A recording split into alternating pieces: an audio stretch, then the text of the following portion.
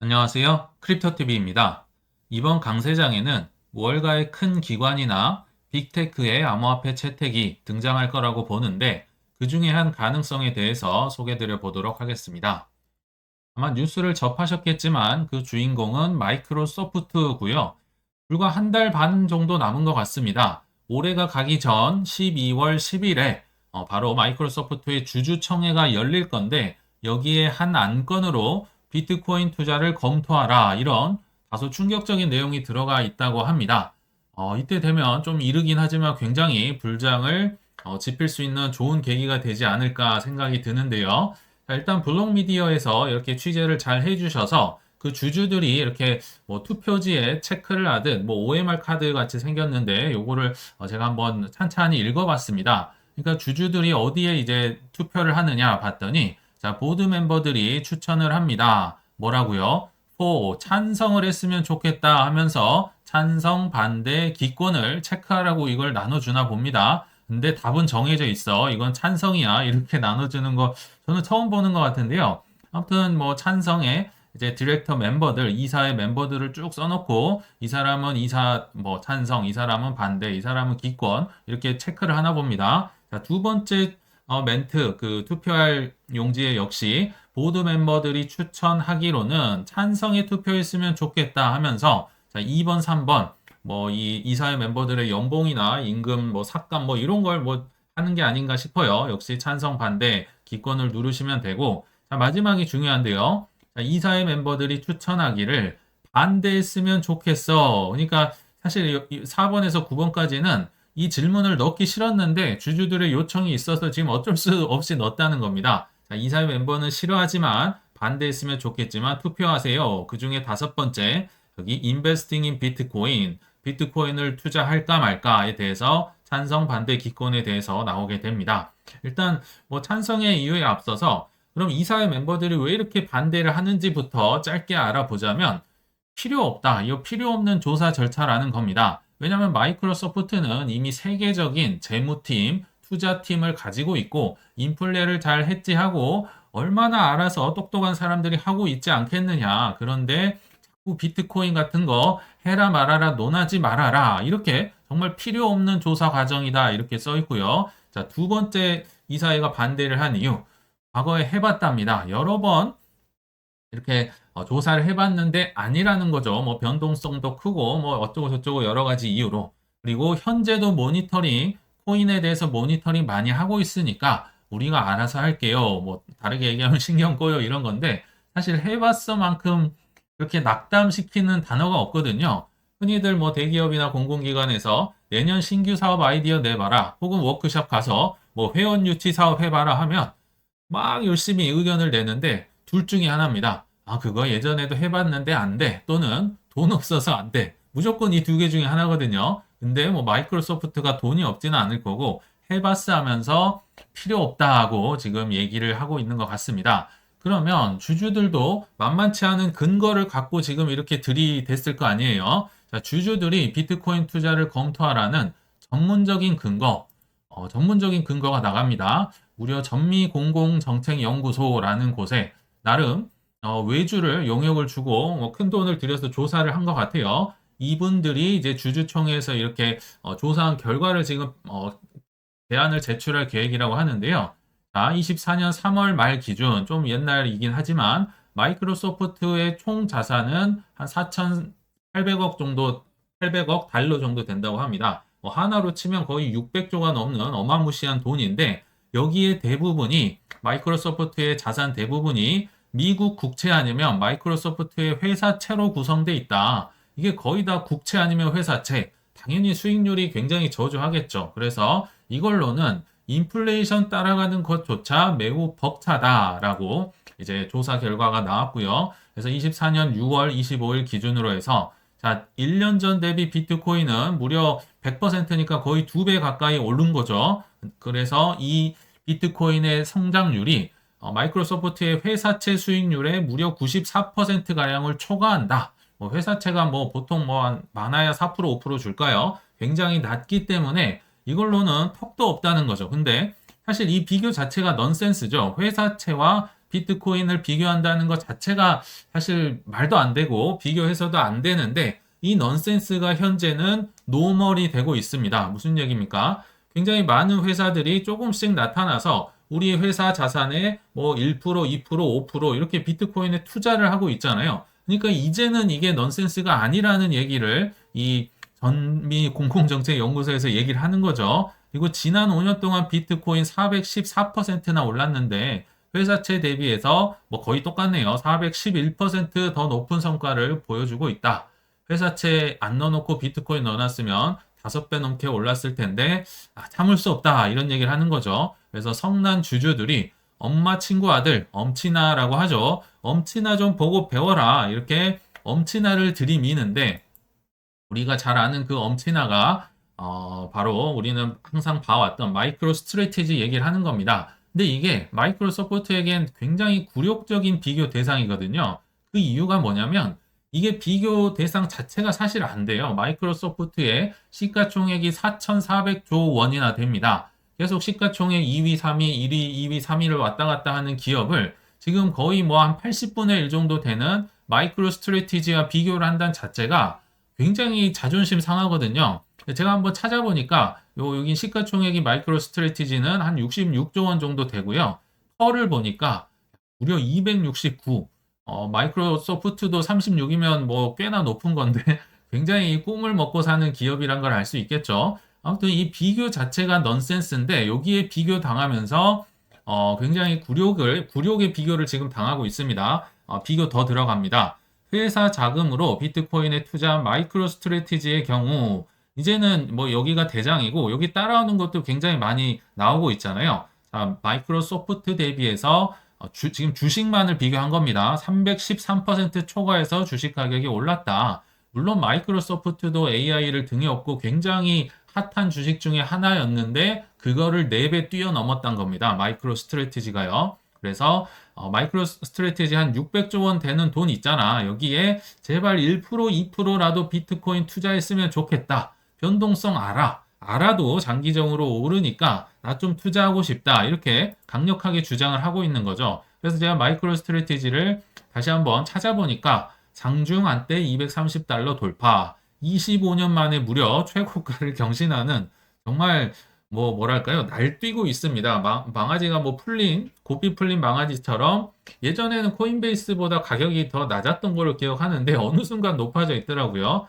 그래서 25년 만에 최고가를 갈아치웠다라고 합니다. 그래서 제가 한번 비교를 혹시 몰라 해봤는데 이 파란색 치솟은 게 마이크로 스트래티지 그 마이클 세일러가 있는 그 회사 주식이고요. 이 빨간색이 마이크로 소프트입니다. 빌 게이츠의 마이크로 소프트예요. 2017년 즈음에서 보면 그렇게 차이가 없어요. 자, 이때를 기준으로 해서 한번 비교를 해봤더니 이때 한번 파란색 이 마이크로 스트래티지가 폴짝 뛰고 올라오잖아요. 그 이유는 20년도 8월부터 마이클 세일러가 비트코인을 사겠다 발표를 하면서 이때 한번 팍 튀고 올라오고 그 뒤로는 뭐 사실 그렇게 재미없으면서 다시 빨간색 마이크로소프트에게 뒤지고 있는데 24년 3월 달에 비트코인 ETF가 신청이 이제 승인이 되면서 다시 한번 마이클 세일러의 주식이 팍 튀어 올랐고요. 최근에 약간 재미없다가 다시 치고 올라가는 이게 뭐 너무 위로 솟아버리니까 그 잘 올라가는 마이크로 소프트를 지금 완전히 뛰어넘어 버려 3배 아까 4배 이상 뛰어넘었다고 얘기를 했었죠. 그러면서 주식 수익률에서는 마이크로소프트를 아까 4배 이상 초과했었다고 했었죠. 이거 비트코인 보유하는 기업이 점점 늘어난다. 그래서 주주들은 뭐 지금 이름도 비슷한 애들끼리 좀 따라하자. 마이크로 스트래티지 이렇게 잘 나가는데 마이크로소프트 왜 이렇게 고집이 세냐? 좀 샀으면 좋겠다. 심지어 당신들 2대 주주가 블랙록이잖아. 블랙록은 ETF 팔아서 전 세계적으로 지금 뭐 1800개인가요? 4년 만에 출시됐던 모든 ETF 통틀어서 가장 성공한 비트코인 ETF를 당신들 2대 주주가 팔고 있는데 왜 너네들은 안 사고 있어? 답답하다. 이렇게 주주 서한 이제 그 공식 제안이 올라오고 있나 봅니다. 참고로 마이크로소프트의 1대 대주주는 뱅가드고요. 3위는 스테이트 스트리트라고 하거든요. 아무래도 뭐 1위가 뱅가드, 뭐 비트코인 별로 안 좋아하잖아요. 그래서 조금 더 힘이 세서 지금 이사회가 이렇게 반대를 하는지 모르겠지만 주주들은 뭐 그 CEO의 신념이 어떻든 뭐 환경을 생각하든 뭐 이런 거 다 필요 없습니다. 그냥 돈을 많이 벌게 해주세요인데 지금 돈을 많이 벌게 못할 상황이 있으니까 이렇게 강력하게 주장을 하고 있다 생각이 들고요. 제가 한번 다시 비교를 해봤거든요. 아까 25년 만에 마이크로 스트래티지가 최고점을 돌파했다고 해서 호기심에 한번 뒤로 가보니까 깜짝 놀랐습니다. 이 파란색이 마이크로 스트래티지의 주식 차트인데요. 야, 이게 닷컴 버블이구나.